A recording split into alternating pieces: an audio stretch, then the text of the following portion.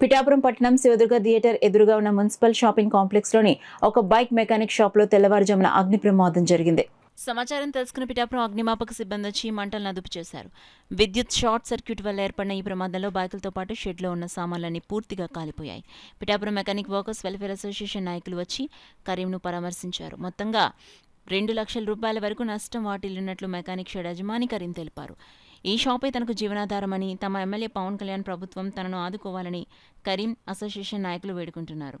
Association అధ్యక్షుడు SK Yasin, కార్యదర్శి పఠాన్ ఖాన్, నాయకులు ఉప్పాడ శ్రీను, రాజా, బాబురావు, రాజు, పి అప్పన్న, పొన్నాడ నాగేశ్వరరావు, తాటిచెర్ల మధుబాబు, పి లక్ష్మణరావు తదితరులు పాల్గొన్నారు. వాళ్ళ పైరుకి వచ్చాక చేపలు చెప్పి 2 బళ్ళు 5 బళ్ళు కాలిపోతాయి. పైరు ఆపారండి.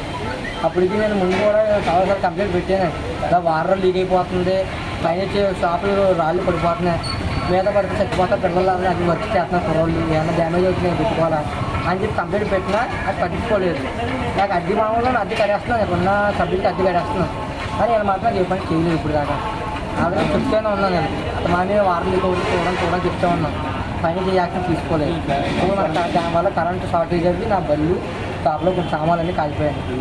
దగ్గర 2 లక్షల పైనే మెటీరియల్తో సహా అన్నీ కలిపి నాకు నష్టం చేస్తున్నాను. అది దీనివల్ల మా సభ్యులతో అంతా తీసి న్యాయం చేయాలని కోరుకున్నాను.